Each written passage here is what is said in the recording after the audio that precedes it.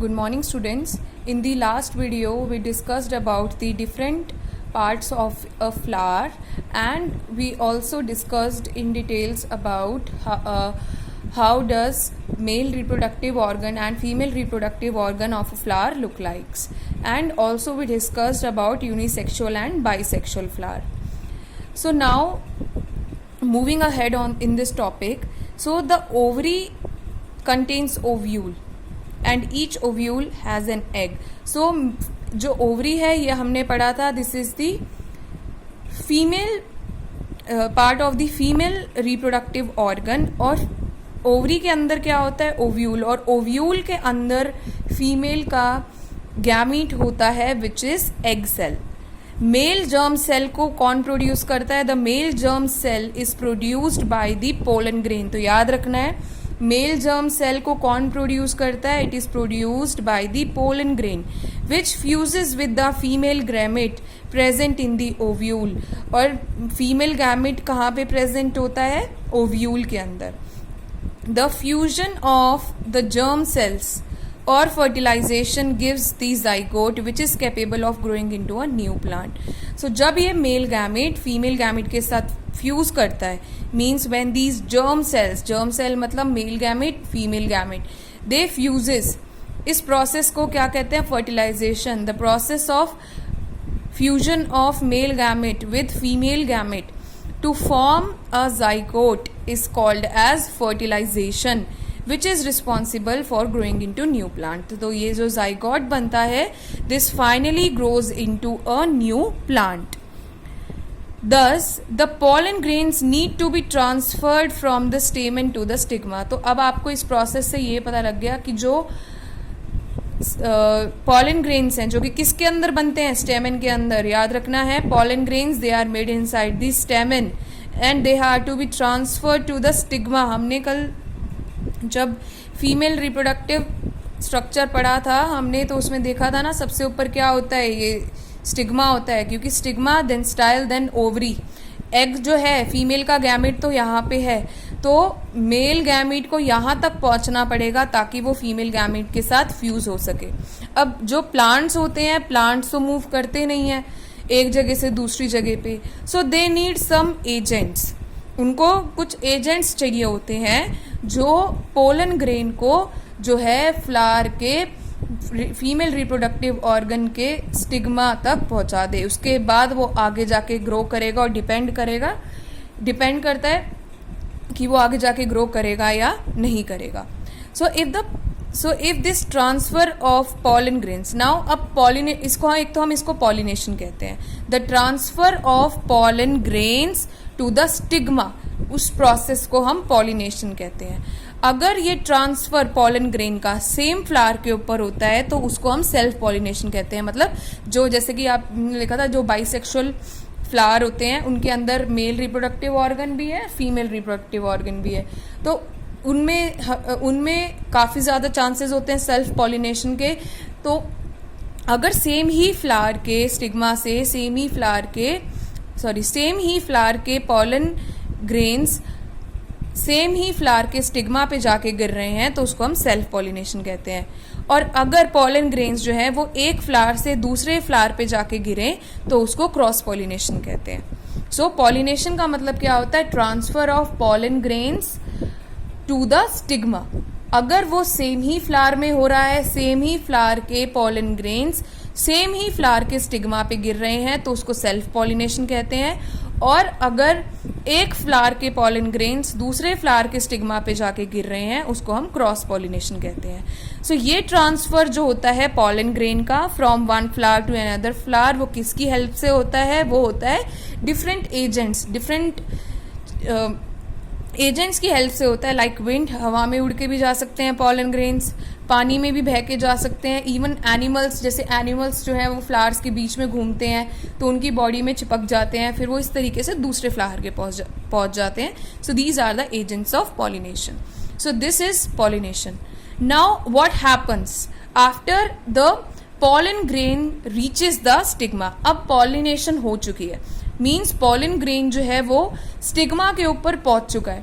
But अब ये भी डिपेंड करेगा कि क्या सही पॉलन ग्रेन सही स्टिग्मा पे पहुंचा या नहीं पहुंचा, ये जो स्टिग्मा है वो पॉलन ग्रेन को रिजेक्ट भी कर सकता है और एक्सेप्ट भी कर सकता है। अब अगर इस स्टिग्मा ने इस पॉलन ग्रेन को एक्सेप्ट कर लिया तो क्या होगा, क्योंकि फाइनली जो मेल गैमीट है उसको यहां पहुंचना है, ये ओव्यूल है और ये अंदर एग सेल है, यहां पहुंचना है। So after the pollen lands on a suitable stigma, सही स्टिग्मा पे जब पॉलन ग्रेन्स पहुंच जाते हैं, it has to reach the female germ cell. इस पॉलन ग्रेन को कहाँ पहुंचना है, इस पॉलन ग्रेन के अंदर क्या है, it has the male gamete which has to reach the female gamete, and this female gamete is present inside the ovule। और इस ओव्यूल के अंदर ये जो एग सेल है, फीमेल जर्म सेल है, इसके अंदर क्या होता है, इसके अंदर इस मेल गैमीट को पहुंचना है ताकि फर्टिलाइजेशन हो सके। तो अब इसके लिए क्या होगा, ये पूरा पॉलन ग्रेन अंदर नहीं जाएगा, यहाँ पे क्या होगा, एक ट्यूब की फॉर्मेशन होगी। इस ट्यूब पॉलन ग्रेन जर्मिनेट करेगी, पॉलन ग्रेन जो है वो ग्रो करेगी, ट्यूब निकालेगी और ये ट्यूब क्या करेगी, यहाँ तक लॉन्ग ट्यूब बनेगी और ये जाके पियर्स करेगी किसको, ओव्यूल को, और अंदर एग सेल तक पहुंच जाएगी। यहाँ से मेल गैमेट निकलता हुआ कहाँ पहुंचेगा, इस एग सेल तक पहुंच जाएगा। ठीक है, यहाँ पे पहले वो पोलन ट्यूब जो है वो स्टाइल से ग्रो होती हुई फाइनली कहाँ चली जाएगी, ओवरी तक, और ओवरी में एग सेल को जाके क्या कर देगी, फर्टिलाइजेशन। तो अगर मैं ये वाला पैराग्राफ देखूं, so this paragraph explains that what happens after pollination. Fine, now what happens after pollination, or it also explains that how fertilization takes place in flowering plants। तो यही पूरा प्रोसेस हो गया ना, तभी तो फर्टिलाइजेशन होती है जब पॉलन ट्यूब ग्रो करी और फाइनली वो कहाँ तक पहुंच गई, एग सेल के पास। नाउ आफ्टर फर्टिलाइजेशन, अब फर्टिलाइजेशन होने के बाद क्या होता है, now after fertilisation the zygote, क्योंकि फर्टिलाइजेशन में आपने अभी पढ़ा after fertilisation what is form, zygote. Now this zygote divides several times to form an embryo within the ovule। zygote divide करके किस में कन्वर्ट हो जाएगा, एम्ब्रियो के अंदर, ओव्यूल के अंदर ही वो एम्ब्रियो के अंदर कन्वर्ट हो जाएगा। The ovule develops a tough coat and it is gradually converted into seed। ये जो ओव्यूल है, ये ओव्यूल जो है धीरे धीरे हार्ड होने लगेगा, एक उसकी वॉल भी टफ हो जाएगी और किस में कन्वर्ट हो जाएगा, फाइनली सीड में। तो आपने देखा zygote converts into embryo, ovule converts into seed. Now the ovaries grow rapidly and ripens into a fruit. तो अब ये जो ओवरी है, ये ओवरी ये किस में बनेगी, ये जो ओवरी है ये किस में बन जाएगी, फ्रूट में। जैसे आपने देखा है जब भी आप एक फ्रूट खाते हो तो फ्रूट के अंदर क्या होते हैं, सीड। तो जैसे ओवरी के अंदर ओव्यूल है तो ओव्यूल सीड में बन जाता है और ओवरी जो है वो किस में कन्वर्ट हो जाती है, वो कन्वर्ट हो जाती है फ्रूट के अंदर। तो मतलब ओवरी की वॉल किस में बनेगी, फ्रूट वॉल के अंदर, और जो ओव्यूल की वॉल है वो किस में कन्वर्ट हो जाएगी, सीड वॉल में कन्वर्ट हो जाएगी। और ovary grows rapidly and ripens to form fruit. Now अब जो बाकी का फ्लावर का पार्ट है, जैसे कि पेटल्स हैं, सेपल्स हैं, stem and style, what will happen to them, they all will fall off, they may shrivel or fall off। मतलब in some fruits some parts are still remain even after the formation of fruit, and in most of the fruits they just fall off।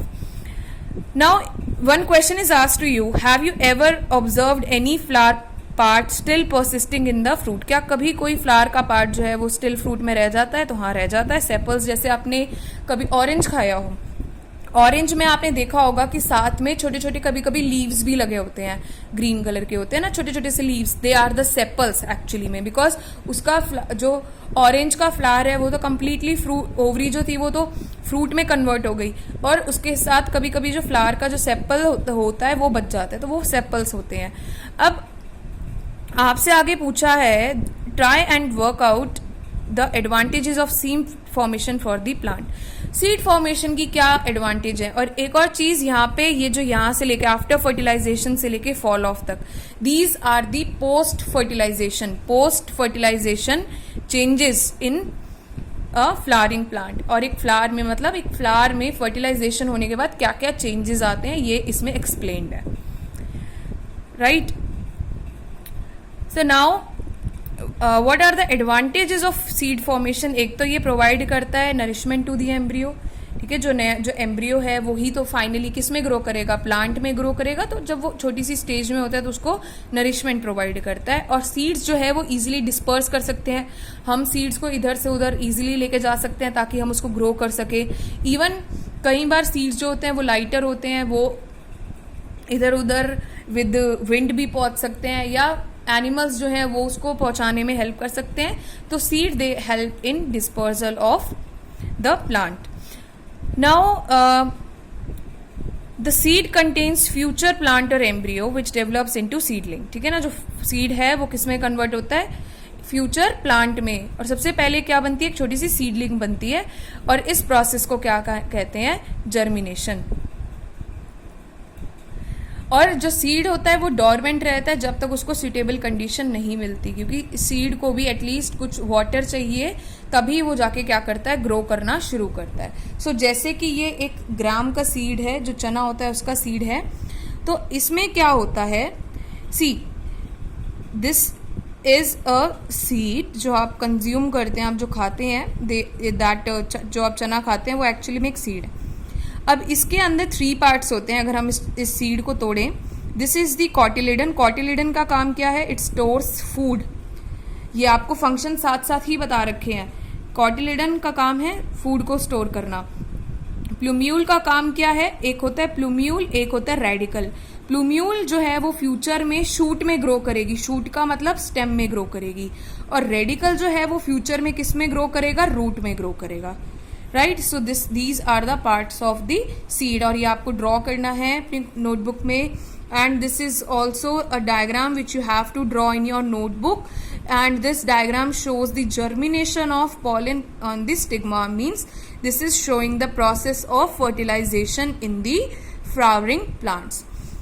So with this ends the portion of sexual reproduction in flowering plants. I hope this topic is clear to you. So this is all for the day. Thank you.